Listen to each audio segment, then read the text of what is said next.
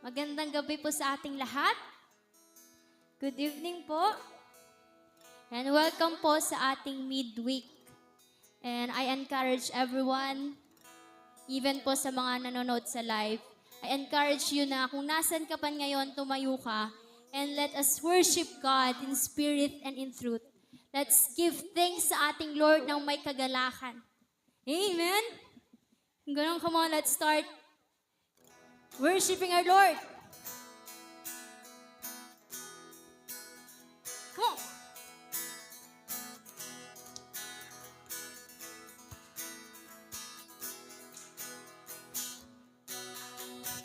Give thanks to the Lord, Our God in and Him. His love endures forever. For He is good, He's above all things. His love endures forever. Let's sing praise. Sing praise. Sing praise. With a mighty hand An outstretched arm. His love endures forever. for the life that is Been reborn. His love endures forever. Come on. Sing praise. Sing praise. Come on, let's sing praise. Sing praise. Sing praise. Forever God is faithful. Forever God is strong. That's right. Forever God is with us. Forever. From the rising to The setting sun, His love endures forever. by the grace of God, He will carry on. His love endures forever. Sing praise. Always sing praise. Sing praise. Come on, sing praise. Sing praise. Sing praise. Forever God is faithful. Forever God is strong. Forever God is with us. Forever. Let's sing forever. Forever God is faithful. Forever God is strong. Forever God is with us. Forever. Come on, sing praise. Sing praise. Come on, just open your mouth. Sing praise. Always sing praise. Sing praise. Sing praise. Always sing praise.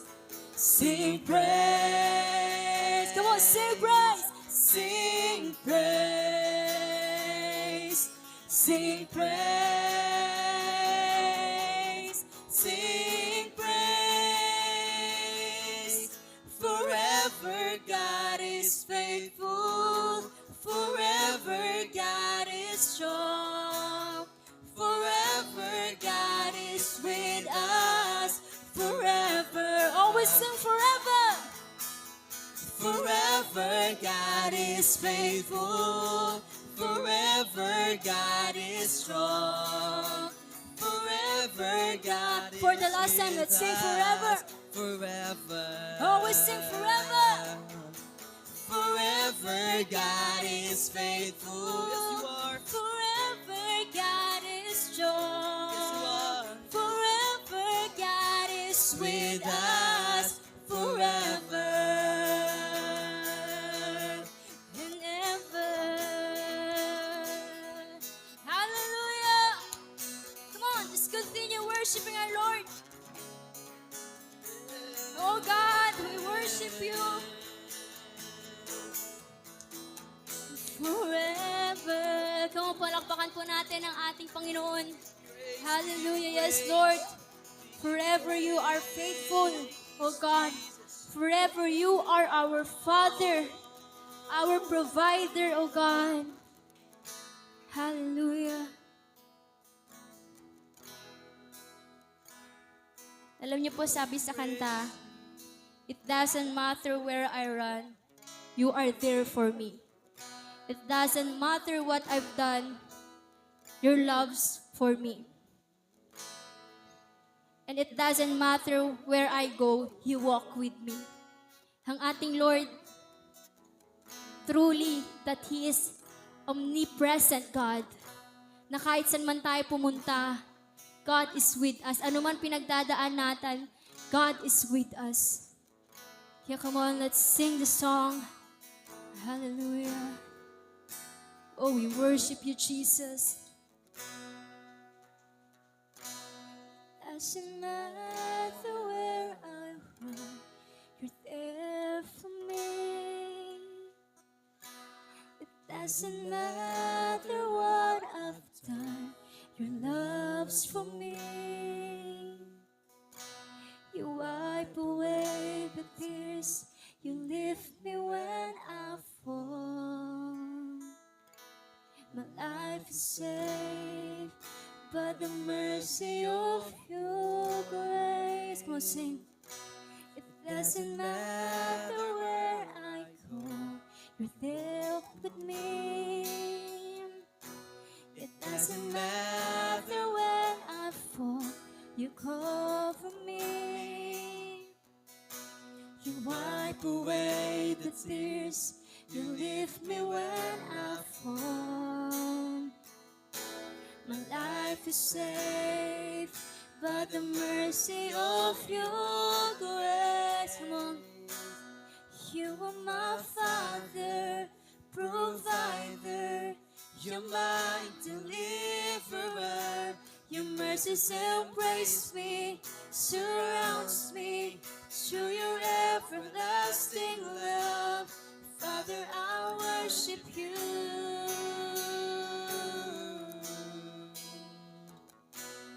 Father, I worship you. Come on, sing this song once again. Doesn't matter where I run, you're there for me. It doesn't matter what I've done, your love for me. You wipe away the tears, you lift me when I fall. My life is saved by the mercy of your grace. It doesn't matter where I go, you walk with me. It doesn't matter when I fall, you cover me. You wipe away the tears, you lift me when I fall. My life is saved by the mercy of your grace. You are my Father, provider. You're my deliverer. Your mercies embrace me, surrounds me through your everlasting love. Father, I worship you. Come on, sing. You are my Father, provider. You're my deliverer. Your mercies embrace me, surrounds me through your everlasting love. Father, I worship you.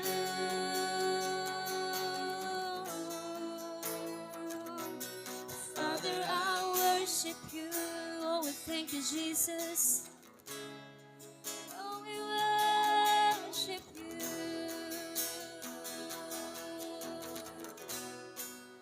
Oh, we worship you.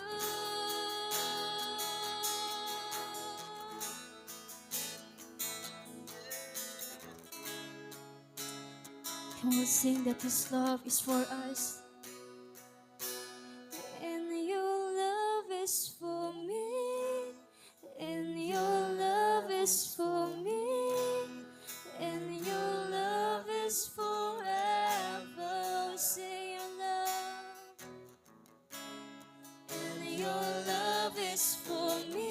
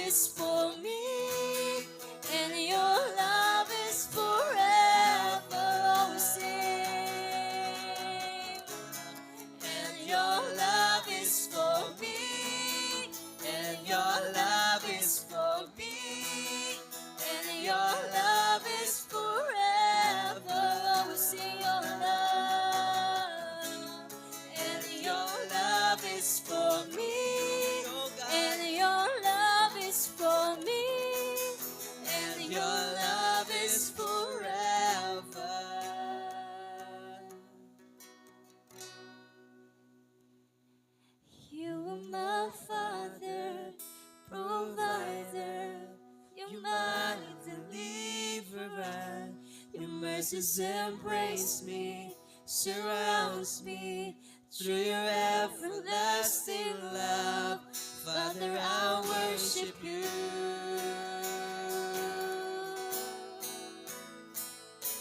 You are my Father, provider. You're my deliverer. Your mercies embrace me, surrounds me through your everlasting love. Father, I worship You for the last time, let's sing. you. Are my Father, provider. You're my deliverer. Your mercies embrace me, surrounds me through your everlasting love. Father, I worship you.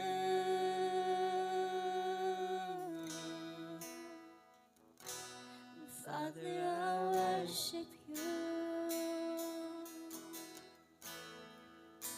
O Diyos na makapangyarihan sa lahat, pinupurit, sinasamba ka ng bawat isa sa aming nandito, Panginoon. Lord, bago kami humingi ng kung ano man sa iyo, nais muna namin, Panginoon, ng humingi ng kapatawaran sa lahat ng aming pagkukulang, sa lahat ng aming pagkakasala, Panginoon, sa lahat ng mga naramdaman namin hindi kaaya-aya, sa lahat ng mga nabitawan naming salita at mga naiparamdam namin, Panginoon, sa mga tao, sa aming sarili at lalong-lalo na po sa iyo, harapan. Lord, right now, kami ay nandito, Panginoon. Ibinababa ang aming sarili upang sagon ikaw ang may taas sa buhay ng bawat isa sa amin. Lord, we just want to say thank you, Father God, for your love, for your unending love, for your unfailing love, Panginoon, sa bawat isa sa amin. Na yung pagmamahal ng siyang patuloy na gumagabay sa amin sa aming paglalakbay dito sa mundong ito. And Lord God, let your love, Panginoon, ang mag-shine sa bawat isa sa amin upang sagon ang pagmamahal na pinaparamdam mo sa amin ay maibahagi din namin sa ibang tao. Lord God, fill this place with your presence. Fill this place with your Holy Spirit. Fill this place with your power and surround us, Panginoon, with your angels, O God, na siyang sasama sa amin, Panginoon, sa pagpuri at sa pagpapakinig, Panginoon, ng iyong mga salita.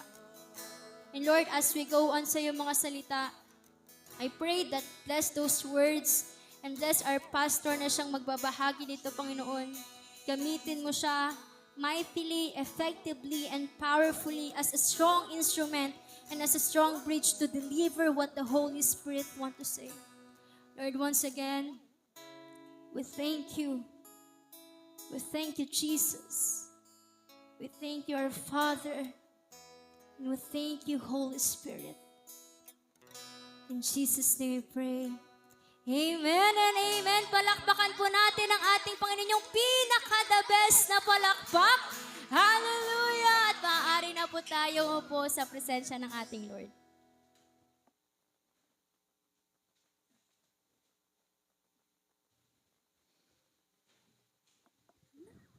Hello, good morning. Ay, good morning. Good evening po sa ating lahat. Ayan. Magandang gabi. Sabihin mo nga po sa iyong katabi, magandang gabi.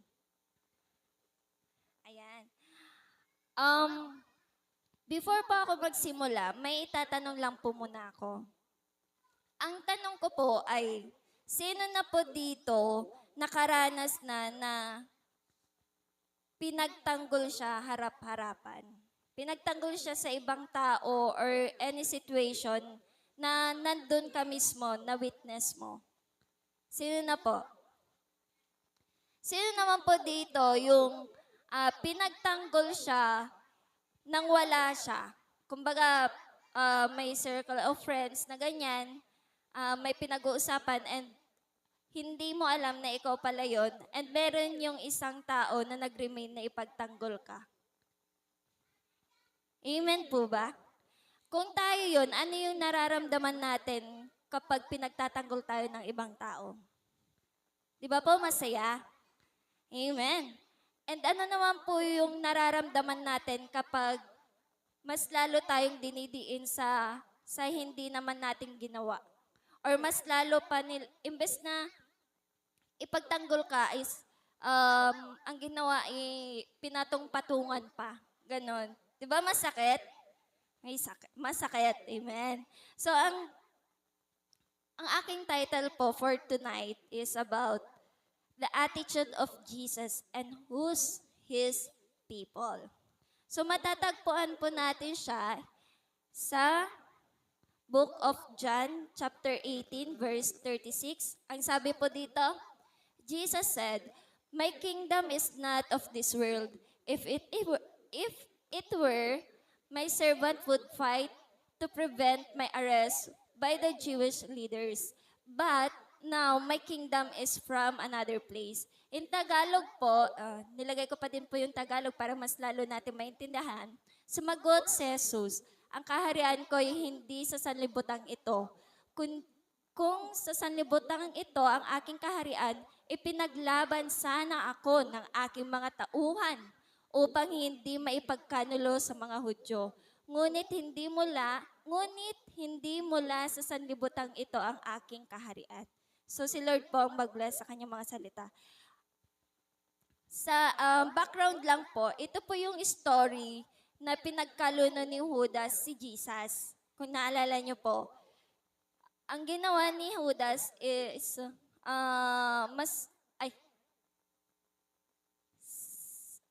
sa pangyayari pong iyon, nandun si Jesus and the 12 disciple, tapos yung mga Hudyo. Then, ang ginawa ni Judas,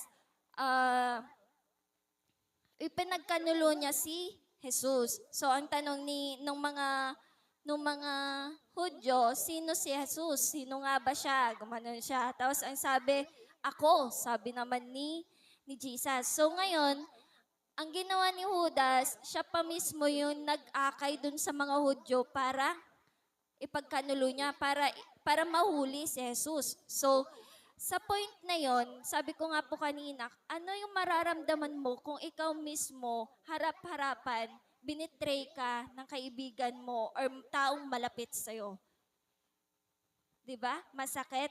So, sa part ni Jesus, pag-usapan po natin yung attitude ni Jesus on that story. Una po, sinabi ko dito, steely but attentive. Napabasa niyo po ba? Steely but attentive. Ano po ba ang sabi niya sa steely? A word that means without making any sounds. So, ang character ni Lord doon, hindi niya pinagsabi sa iba na ganito ang gagawin ni Judas sa akin. Hindi niya pinagkalat. Though alam na ni Jesus kung ano yung mangyayari sa kanya on that day, pero nag-remain silent pa din siya. Pangalawa, naging attentive siya. Paano siya naging attentive? Nag-observe lang siya sa mga tao niya kung ipagtatanggol ba siya or hindi. Tama po? Steely siya but attentive. Minsan nagagamit natin itong mga character nito, pero madalas napupunta sa i-turn na lang natin siya sa masama. I mean, nagiging silent tayo, then nagiging observant tayo, pero yung magiging outcome nun is maaapektuhan tayo. Tama po ba? Pero in the part of Jesus, hindi siya nagpa-apekto doon. Kumbaga, mas in-embrace na lang niya kasi alam niya ganun talaga ang mangyayari sa kanyang buhay. Yun po ang unang character ng ating Panginoon, steely but attentive. Pangalawa, sabi ko dito, He appreciates those people who defends Him. Amen? Amen. So dito, wala na tayo dun sa may story na yon. Pero, meron po ba yung time na kapag tinatanong ka ng mga kaklase mo, mga barkada mo, mga ganyan, about Jesus, meron po ba yung part of your mind na sasagutin ko ba to? Ipagtatanggol ko ba si Jesus? Ipapakilala ko ba si Jesus sa buhay nila? Or hindi na? Or meron yung iniisip natin, ano kayang sasabihin nila kapag sinabi ko ang pangalan ni Jesus? Kapag sinabi ko ang pangalan ng Panginoon. Amen? Kapag ganun yung mga nagiging naiisip natin, ibig sabihin, nag-i-speak na sa atin ang ating Panginoon na kailangan na nating i-share ang kanyang pangalan. Bakit po ba kailangan nating i-share ang kanyang pangalan? Dahil nandito na po tayo sa last days. So, every one of us ay hindi natin alam kung kailan darating ang rapture, kung kailan tayong kukunin, at kung ano-ano pang mangyayari sa ating mga buhay. So, dapat, kailangan nating i-share ang salita ng ating Panginoon. Sabi nga po dito, na-appreciate ng ating Panginoon kung ano yung ginagawa natin. Hindi lang malaki, mas lalo namang hindi din maliit. Wala siyang sinabi na gumawa ka ng malaking mabuti para ma-appreciate kita. Hindi niya sinabi yon. Ang sinabi niya lang, gumawa ka ng mabuti. Every single step na gagawin nating mabuti, na-appreciate ng ating Panginoon yon. Amen po? Amen. So ano na nga po ba ang ating nagawang mabuti sa araw na ito? So kayo lang din po ang makakasagot niyan. So dito, ang sabi niya dito, kapag gumawa ka ng makakapagpasaya sa ating Panginoon, hindi lang siya yung magre-credit nun.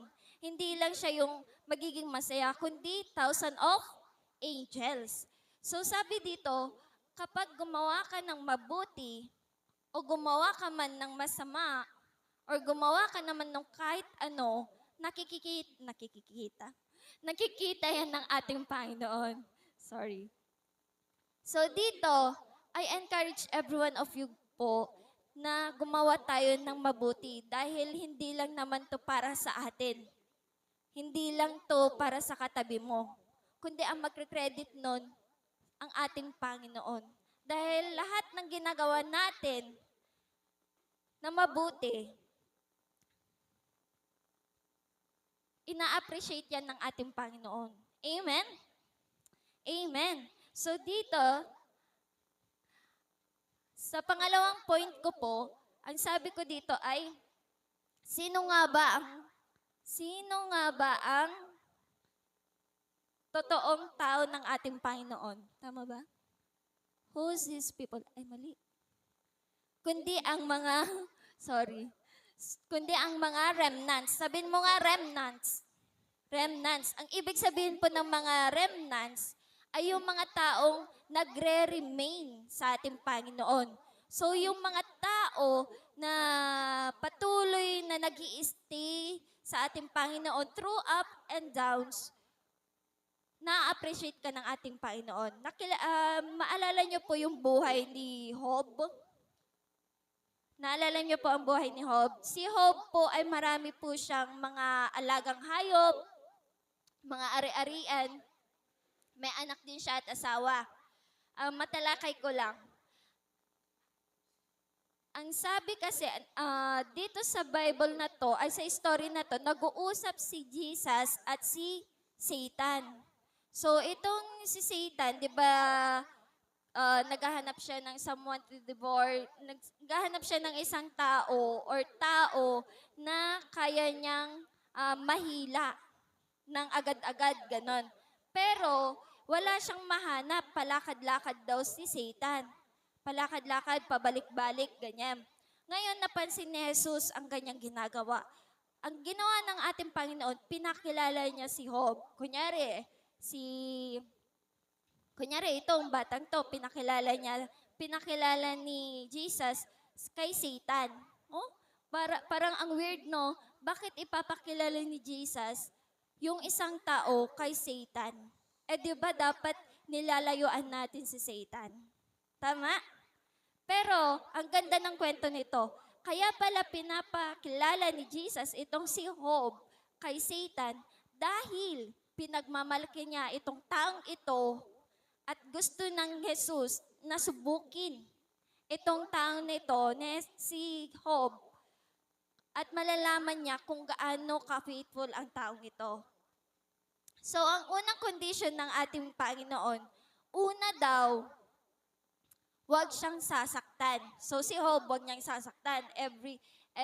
Lahat kaya niya lahat pwede niya nang galawin sa buhay ni Job, pero huwag na huwag lang siyang sasaktan. So ang ginawa ni Satan, lahat ng ari-arian niya, pinatay niya. Pati yung anak niya, mga anak niya, pinatay niya. So sa situation na yon, hindi parang kapag ilalagay natin yung situation natin doon, parang, hala, man lang nabati kanya ako. Ganun, di ba? Kasi lahat ng mga hayop niya, lahat ng mga alaga niya, lahat ng hanap buhay niya, pinatay niya. Pati yung anak na damay. Parang ganun. Di ba? Pero, hindi talaga siya sinaktan ni Satan, si Job. Pangalawang condition naman ng ating Panginoon, ang pangalawa niyang ginawa, huwag siyang papatayin. So si Job, huwag daw papatayin. So ang ginawa ni Satan naman sa buhay ni Job, alam niyo po ba kung ano? Nagkaroon po siya ng ketong, so nagkaroon siya ng sakit. Hindi man siya pinatay, pero nagdusa naman siya sa mga sugat, sa mga tawag nito, sakit na meron siya. So yung kapag sabi nila ang isang ketong ay mahirap gamutin, wala pa po atang gamot that time. So lahat ng katawan niya is puro ketong, ganyan. Nagawa naman ni Satan yung condition ni Jesus. Pero, imagine, yung hayop, yung mga anak niya, tapos nagkaroon pa siya ng sakit, syempre mapapa-question ka na, bakit kasi pinakilala mo si Job kay Satan? Dapat hindi siya nagdudusa. Dapat nag-enjoy pa din siya sa mga blessings na pinapakatiwala mo sa kanya. Ganon, di ba? Pero, ang ginawa po ni Job, ito yung matindi. Sabi ni Job, hubad-hubad akong niluwal ng aking ina. So, pagbalik niya daw sa ating Panginoon, dapat hubad-hubad din siya. Nakikita natin yung pagkaremnant ni Job. Doon pa lang nakikita na natin na kahit anumang gawin ng Satan na yon, ng kaaway na yon, hindi pa din siya mapuputol. Hindi pa din mapuputol yung connection niya sa ating Panginoon. Dito, sa last point ko, pinapakita ng ating Panginoon na kailangan natin mag-remain sa Kanya kahit anumang mangyayari. Kasi sabi niya dito sa story niya to, bakit hindi man lang ako may pagtanggol ng aking mga anak? Kaya sabi niya nga, hindi ito ang aking kaharian. So parang kung nandun tayo sa isang bahay, kunyari tayo magkakapamilya, isipin mo na ikaw yon, ikaw si Jesus. Binitray ka ng kapamilya mo, tapos nasa isang bubong lang kayo. Anong mararamdaman mo? Siyempre masakit, di ba? Sabi, family, laging nandyan through ups and downs. Pero bakit ganyan yung nararamdaman ng ating Panginoon? So, ibig sabihin, kailangan pa nating ayusin ang ating mga pananampalataya sa Kanya at ayusin yung mga ginagawa natin. So, right now, ang gustong sabihin ng ating Panginoon ngayon, dapat nag-e-effort ka din. Nag-e-effort din po tayo para mapasaya natin siya. Kung sa mga huling mga araw niya dito ay puro pagdudusa, right now naman, kailangan natin pasayahin siya.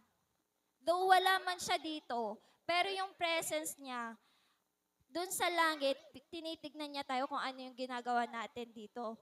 So sa lahat ng mga dapat nating gawin, isipin mo kung, ay, mapapasaya kaya si Lord kapag ginawa ko to. So ganun dapat yung gawin natin. Kapag every time nagagawa tayo ng action, isipin natin na, magiging happy kaya si Lord kapag ginawa ko to? Magiging happy kaya si Lord kapag nag-share ako ng mga words niya? Magiging happy kaya si Lord kapag itong temptation na yun ay mas lalo kong layuan? Sinasabi ko pa lang sa inyo, every decision, lahat ng mga iniisip nyo, kapag iniisip nyo pa lang masaya na si Lord kapag tama yan. What more kapag ginawa na natin? Nagkaroon na tayo ng actions. Amen? Amen. So, yun lang po ang aking i-share. 3 bagay lang po. Ang karakter ng ating Panginoon is steely, but attentive. Pangalawa, na-appreciate niya lahat ng mga ginagawa mo. Huwag mong wag mong kakalimutan 'yon na kung feeling mo walang nakakapag-appreciate sa meron si Lord 'yon. Hindi mo man nararamdaman pero yung pagpapalay niya doon niya binubuhos sa And the third one, maging remnants tayo. Mag-remain tayo sa kanyang presensya. Mag-remain tayo sa lahat ng anumang ginagawa niya. Amen po. Amen. So,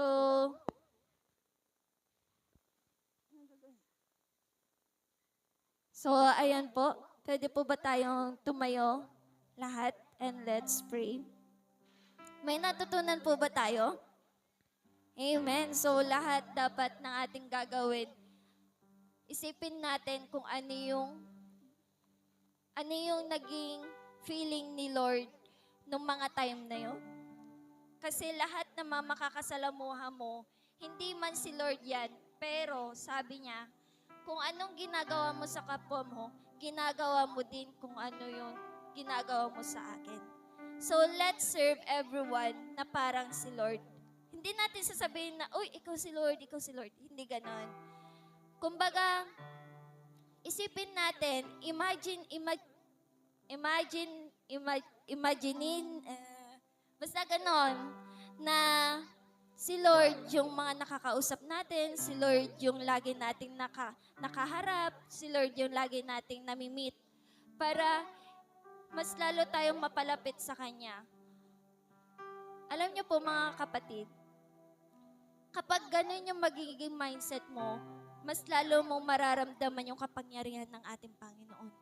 Mas lalo mo siyang mamimit, mas lalo mo siyang masasabi na parang nandito lang si Lord. Kumbaga kapag humihiling ka, sumasagot siya kaagad. Naranasan niyo na po ba yun? Na kapag may hinihiling ka, unexpected, andyan na yung answer. Agad-agad, wala pang 1 minuto, nandyan na agad. Sa mga situation na yon, pinapahiwatig ng ating Panginoon na lagi siyang nandyan. Lagi siyang nandyan sa likuran mo, sa harapan mo, lagi kanyang ginagayad. At mas lalo niyang pinaparamdam yung init ng pagmamahal niya sa iyo. Amen po. So let's pray. Ama namin Diyos na makapangyarihan sa lahat. Ama, nagpapasalamat po kami sa iyong mga salita na mas lalo mo pinaintindi sa amin, O God. Kung ano yung naging feeling mo on that day, O God. Lord, right now, hindi man po namin mabawi yung mga panahon na yun. Pero sa ngayon, oh God, gagawin namin kung ano yung nararapat sa iyo. Gagawin namin kung ano yung kailangan dapat na gawin namin para sa iyo, oh God. Lord, babawi kami. Babawi kami ngayon, oh God. Lord, I pray napunan mo lahat ng mga puso ng tama, O God. Everything will be right kapag kami ay nasa iyo, Lord God. I pray, Panginoon, na itong mga karakter mo at itong mga sinabi mo sa iyong mga salita na ang mga totoo mong anak ay yung mga nagre-remain sa iyo, O God. Lord, kahit itong mundo ay nagiging rough, kahit itong mundo ay hindi namin maintindihan, Panginoon. But please, help us, O God, na mas lalo namin maunawaan ang iyong mga salita. Nang sa ganun ay hindi kami mapariwara, Panginoon. At bigyan mo po kami ng puso na mapagsunod. Puso at buhay na sa iyo lamang. Oh God, right now, cleanse us, oh God. Cleanse us, oh Lord. Especially our hearts, Panginoon. Dahil alam namin na dito ka nananahan. Alam namin na dito ka tumitira, Panginoon. And we hungry, Panginoon, na ikaw mismo ang kumatok nito at magbukas nito, Panginoon, even sa mga kapatid namin na kung saan man sila, Panginoon. Lord, right now, hinihiling namin na bumaba ka sa iyong tahanan, sa iyong trono, Panginoon, para maramdaman namin ang iyong pagyakap, ang iyong mainit na pagyakap, Panginoon. Lord, lahat ng mga may pagdurusa, lahat ng mga may problema, lahat ng mga may pinagdadaanan, Panginoon. I pray, O God, na ikaw nga po ang siyang patuloy na magbigay ng solusyon sa kanila. At bigyan mo po kami ng peace of mind, O God. Nang sa ganun kung ano man po yung binubulong ng kaaway ay hindi namin papakinggan, O God. Ano man po ang binubulong niya sa amin, magre-remain pa din kami sa iyo, Lord. Lord, with your holy words, O God, isurad mo ito sa aming mga pangangatawan, O God. Even our lips, even our mouth, O God, ay ikaw lamang ang masasambit namin, Panginoon. Nang sa ganun ay mas lalo kami mapalapit sa iyo. Lord God, right now, we commit our lives to you, Panginoon. At ikaw lang ang may karapatan na gumalaw ng aming buhay, O God. Ikaw lang mismo at wala nang iba, Panginoon. Lord, maraming salamat po sa gabing ito na pinagkaloob mo sa bawat isa sa amin. At maraming salamat with your mighty and holy words, O God. Naway ito po ay mag-remain sa aming mga puso at mamunga, Panginoon. Lord, maraming salamat po at ikaw lamang po ang aming tinataas. In the mighty name of Jesus we pray. Amen.